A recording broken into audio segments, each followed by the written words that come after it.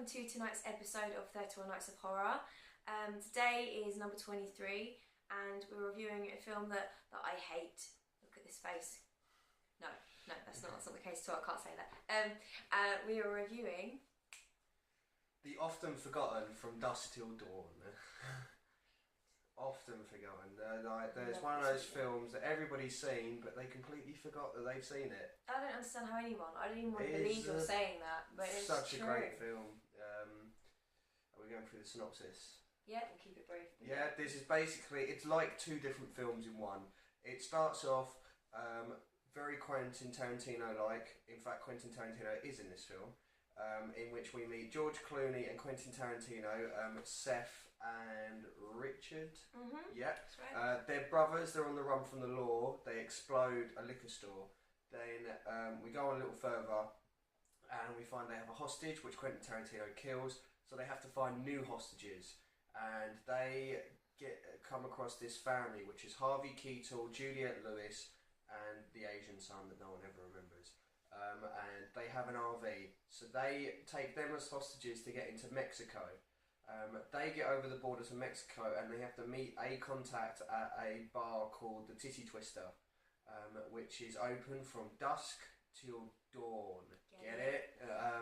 And they sit down, they have a few drinks, and then all of a sudden, vampires attack! Oh no, what happens just before that? His favourite part in the movie. Oh, we meet Salma Hayek, and I think this scene before all the vampires happen is the scene as to why every single man in the world has fancied Salma Hayek at some point. She does a nice little dance, and then she turns into a vampire, like a snake.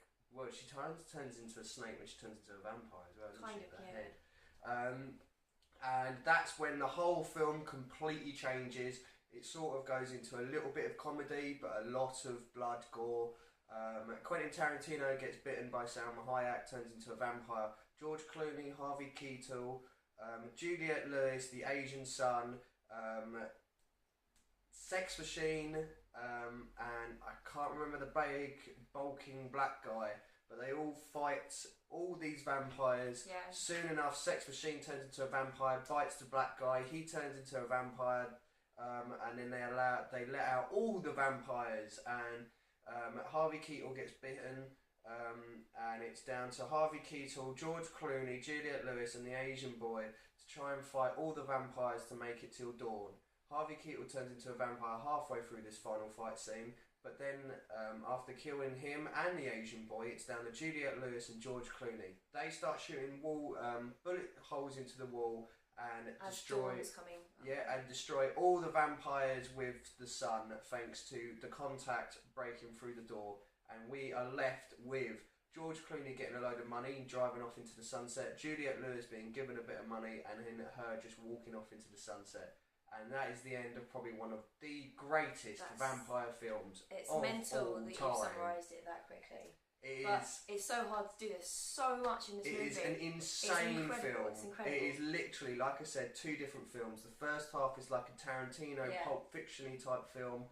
The second half is like a comedy, horror, bloody, gory vampire film that literally throws everything at the screen at you. You have a band that is playing music on body parts. You have Salma Hayek like melt into ooze. You have Sex Machine with his balls and knob gun that comes out near his groin. You have Danny Trejo. Woo! Yay! Danny Trejo is in it as the barman who soon turns into a vampire. We get to see him die twice, which is kind of a sad thing. And Quentin Tarantino obviously turns into a vampire. I think what we should do is try and talk about the vampire side, and then we will pull it back and go into the obviously Tarantino-esque stuff. Okay, we're going to start with the vampire. Yeah, because I think the Tarantino-esque is a lot more interesting for other reasons than, whereas the vampire is the really fun part of the movie. Well, firstly, out of all the horror movies even though this is, I'm just going to get it out there, it's one of my favourite films ever, these are the most disgusting, horrible-looking vampires I've ever seen. Definitely, they're not sexy. Like they're kind of sexy before they change. It's a strip club. Yeah, but you come in they and are there's horrible. Yeah, you come in and there's naked women jumping on tables. It kind of reminds me of.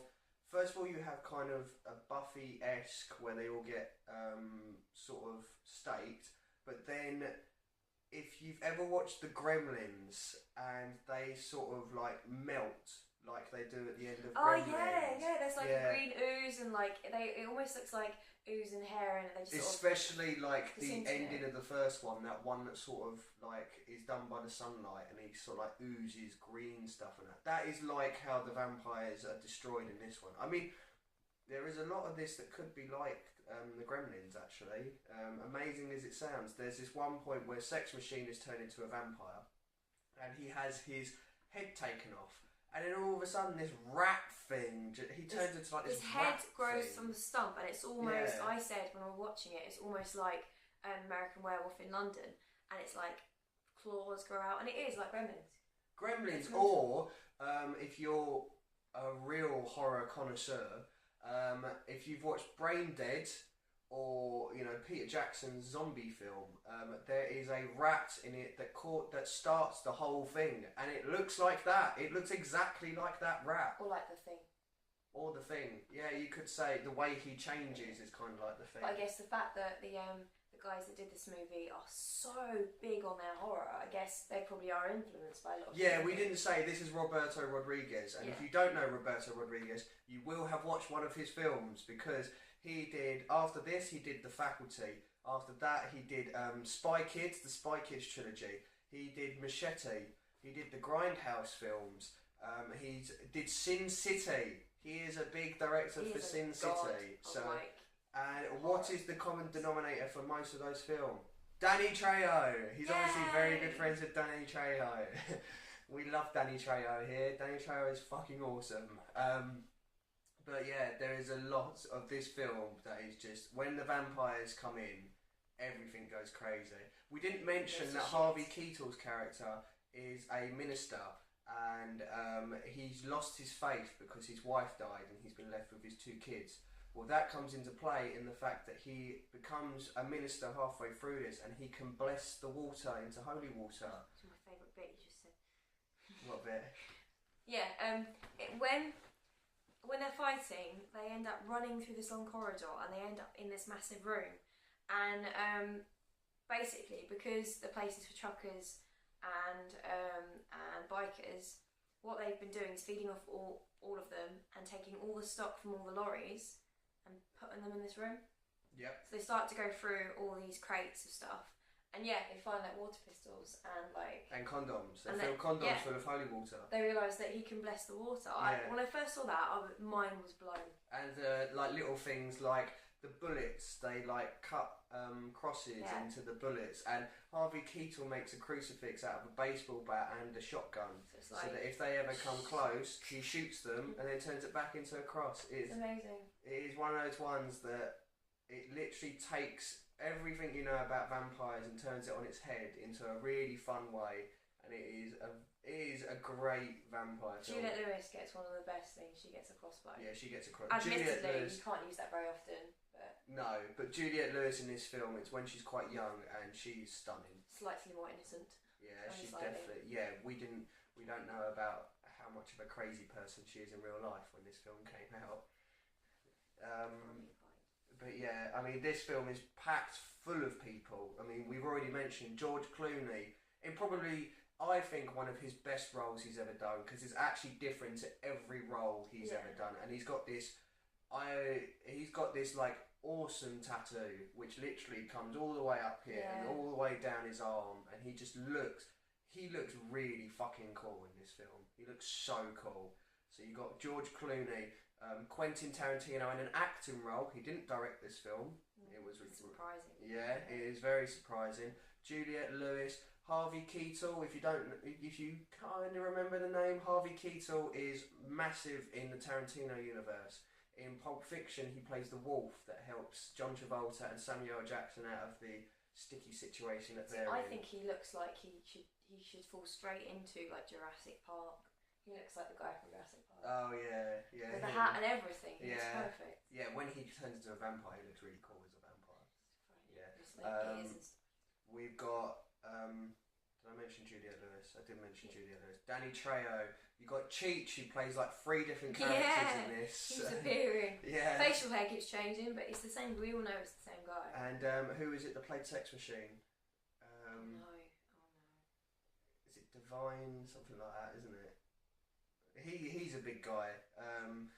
And like Salma Hayek, obviously. Salma Hayek. I think this is the role that everyone sort of found Salma Hayek. She is gorgeous in this film. Yeah, She's she in is. her underwear with a snake wrapped around her. Yeah, she does like this nice sexy dance, and then she pours like champagne down her leg into Quentin Tarantino's mouth.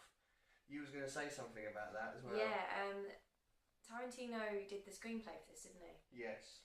Yeah. Did you know? You probably did, so you won't be shocked now. I don't know if you know this. A bit of trivia. But Tarantino has a foot fetish. That is you can why. tell in this film. That is why that happens. There's also why there are bare feet in Kill Bill. It's the reason why in a lot of his movies there are a lot of foot shots in this movie. Yeah, there was this really horrible shot of Juliette Lewis's foot, and you can see like her second toe is bigger than her big toe. It's a thing. It is a thing. Gross. If you look at any of Tarantino's movies, there probably is a foot, as in a bare He foot. obviously likes Uma Thurman's foot, thinking about it, in Pulp Fiction and Kill Bill. There we go. Yeah. You didn't know that? I think it rings a bell, but You no, noticed I it, yeah. forgot about it. Like, because you got that horrible bit in Kill Bill, wiggle your big toe. Seriously, a whole scene dedicated to feet. She's got like the ugliest feet in the world, Uma Thurman. Sorry, Uma. Yeah, but she's perfect. Yeah. She's perfect for the role. Just because she hasn't got model's feet. Yeah. And he must like them because he spent enough time, focusing on them. But he has a thing about feet. Yeah. That film broke up our marriage, didn't it? I love in the very beginning of the movie. One of my favourites. It's one of the most. I don't know. It sticks with me. One of the scenes that has stuck with me all these years, all these different movies I've seen. And it's when Tarantino gets. I'm sorry, I keep calling him like that. Richard. He gets shot, but somehow he manages to get shot through the hand, and he's just looking through his hand through his hole.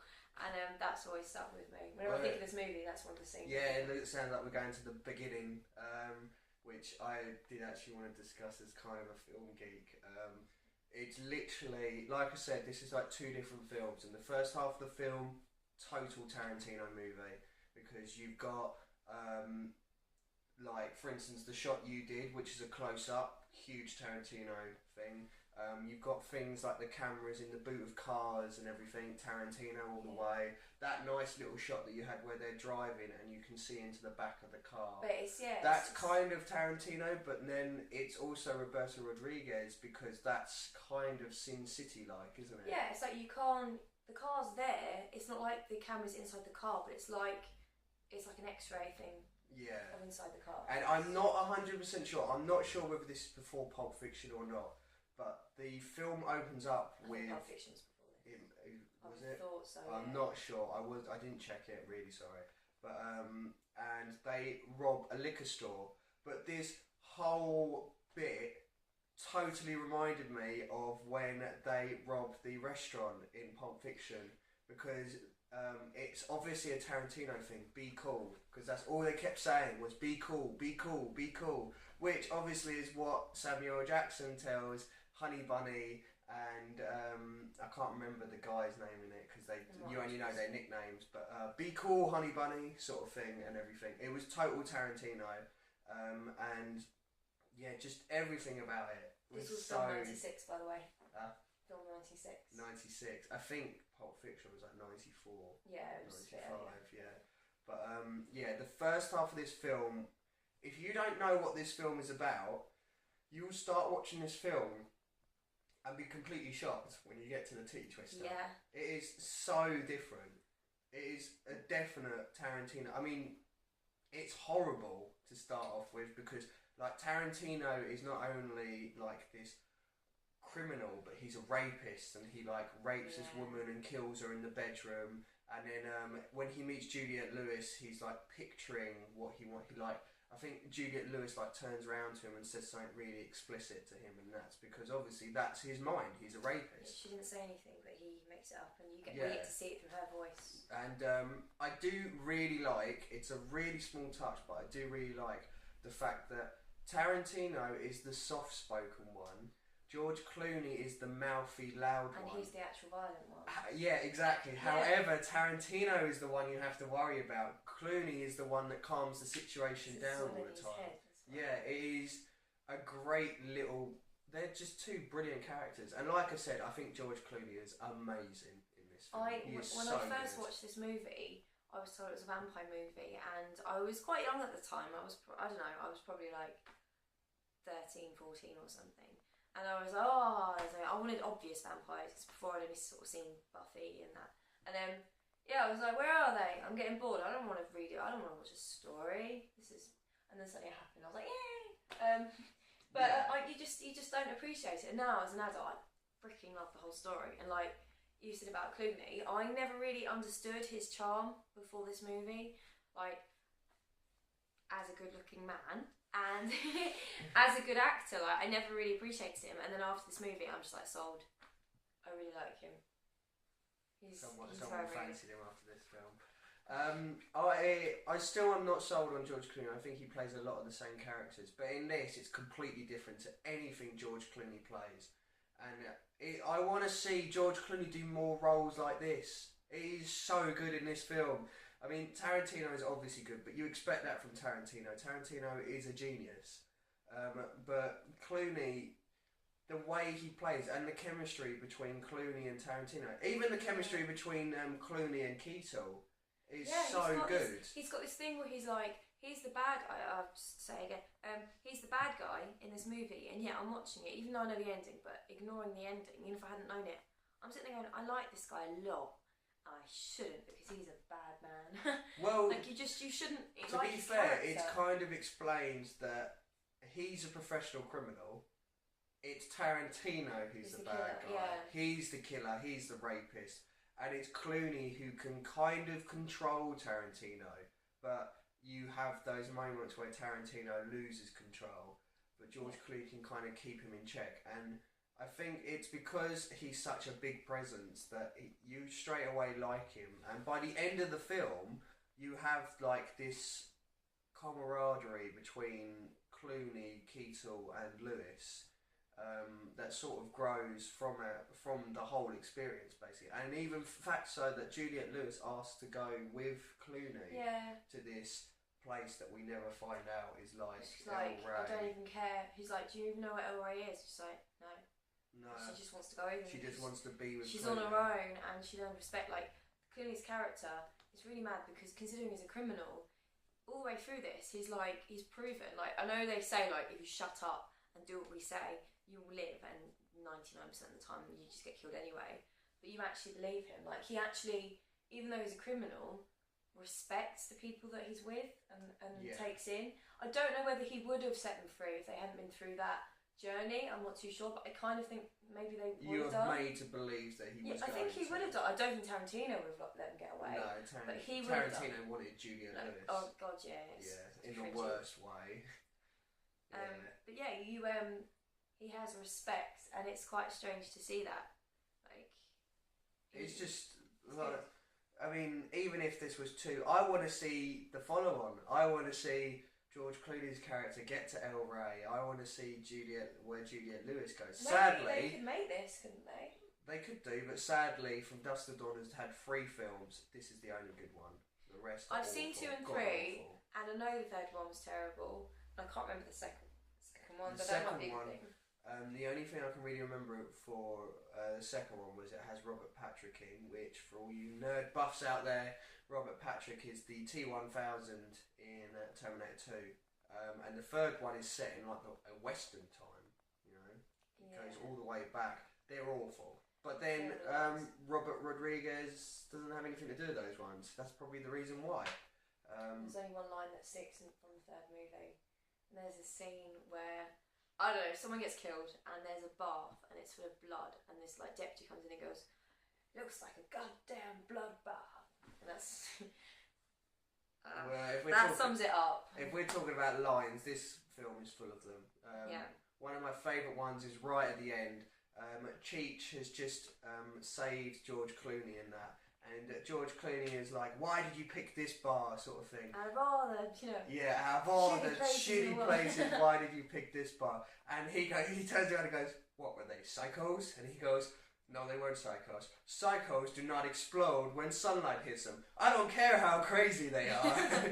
Which is just brilliant. It sums up the second half of this movie. It's so funny. It's so quotable. Like, I haven't seen this in years, but yeah, I remember 99% of it. And we were both quoting.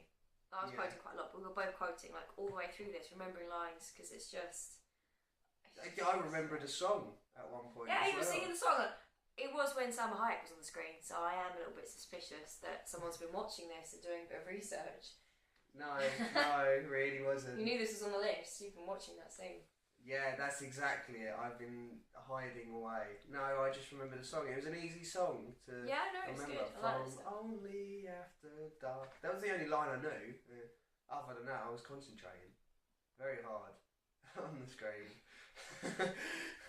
But yeah, this is just a wicked film. I love the fact that it's completely different. It's a bad example because that film is not that good, but it reminds me of Hostel in the fact that I'll get there. In the fact that when you start watching Hostel, it's kind of like a party thing, and you're sort of questioning whether you're watching the right film, and then it suddenly turns into the film. This is exactly the same. If you didn't know this was a vampire film, or even if you did know it was a vampire film, you would start watching this thinking that you're watching the wrong movie.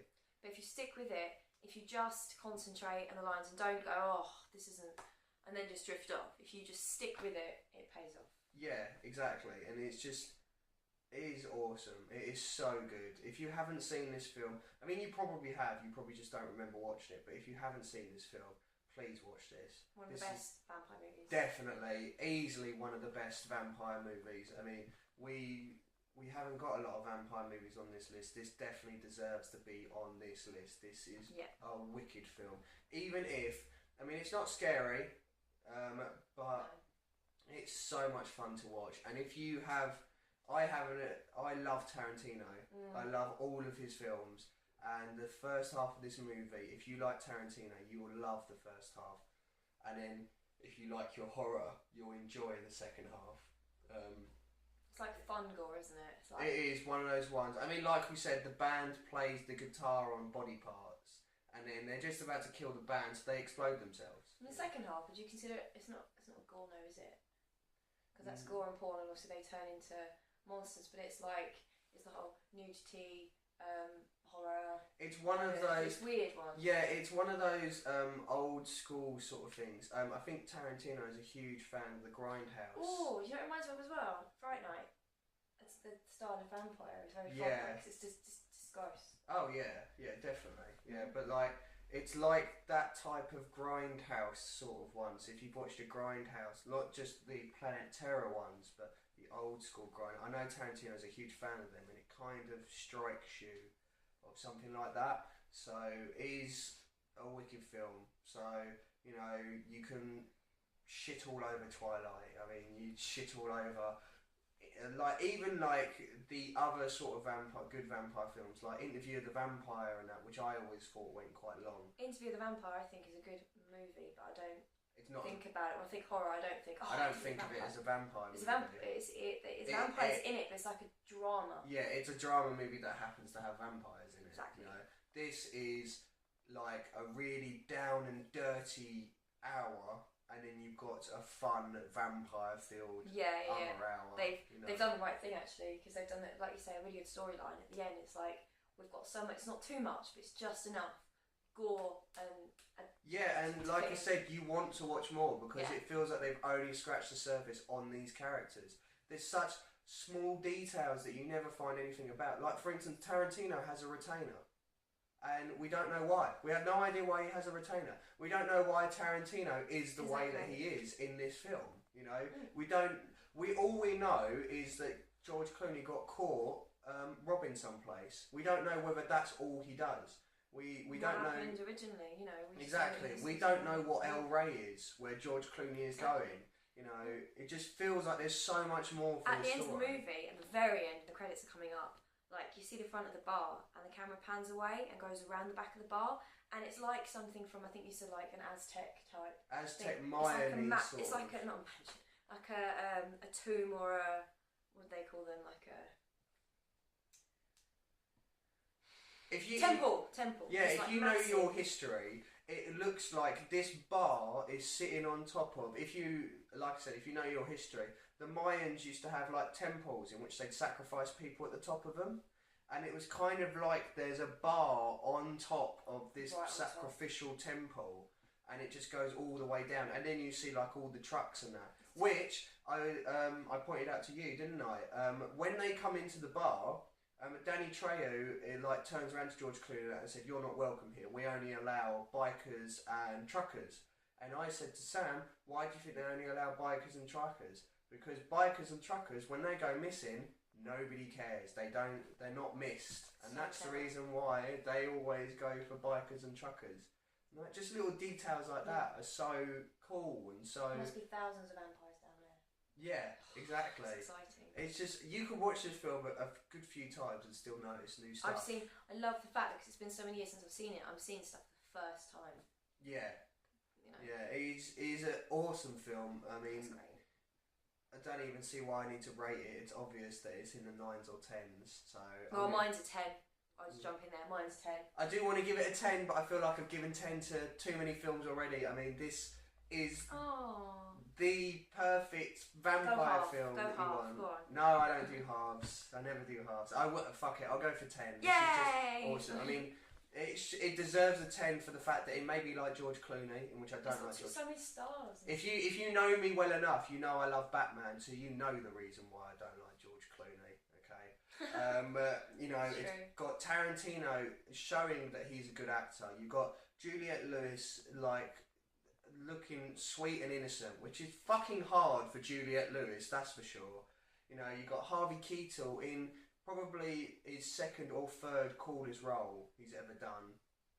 Definitely behind The Wolf. The Wolf was a cool role, but he's very cool in this film. You got Danny Trejo, who doesn't love Danny Trejo.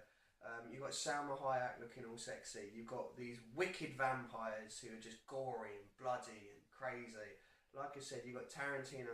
What is there not to love about this film? It is so good. What is there not to love about this film? There wasn't a follow-up. Yeah. We ignore 2 and 3. We want Robert Rodriguez to go back to From Dusk Till Dawn. Yeah. Don't worry about Sin City 2, which you're just finishing. Come back and do another From Dusk Till Dawn, and bring back George Clooney, bring back Juliette Lewis. It's not too expensive. You can afford it. You can do it. George Clooney needs to make it up to all of us Batman fans, so he can do it by doing From Dusk Till Dawn. Right. Yeah. But just go on about this all day. Yeah, that was From Dusk Till Dawn. If you haven't seen it, go see it. You probably have seen it. I mean, it's one of those ones that you probably randomly was watching ITV late at night and it was on. Yeah. You know, but definitely watch it again. It is so good. If I had to do a top 10 of our entire list, knowing what we've done and what we've got to come, this probably would make top 10. Right? Yeah, definitely. I mean, we might do a top 10 of this list. I don't know. We're going to have a wrap up at the end. Yeah. You know, but yeah, definitely watch this film. And next, we have a film that both of us haven't seen. No. We got recommended it by, we think he's a viewer, because he definitely said it, Ben Hawks. Hey Ben. We are doing Dead Man's Shoes. We both don't know what it's about, but Ben Hawks said the right thing to me. He said it's done by the director Shane Meadows. Which, I have no idea how much horror's in there. No idea. But Shane Meadows is the director that did This Is England, which I love. This Is England, so I agreed to do the next film. Hopefully we sit down and we enjoy it, but we will let you know. Fingers crossed. Yes. If not, it's your fault, Ben. Yes. I respect your review, and you know. Yes, because if you lot have been watching this in the right order, you will know that the last film we got recommended we did not enjoy. We said we probably weren't taking more recommendations, but we're putting ourselves out there again. Yes. But I think this is probably, I think we're safe this time. I'm not too sure, but well, it's not going to be anywhere near as bad as the last one. No, it can't be. So we will see you guys in our next video for Dead Man's Shoes, but definitely watch From Dusk Till Dawn. It is awesome. Do it. See you later. See you then. Bye.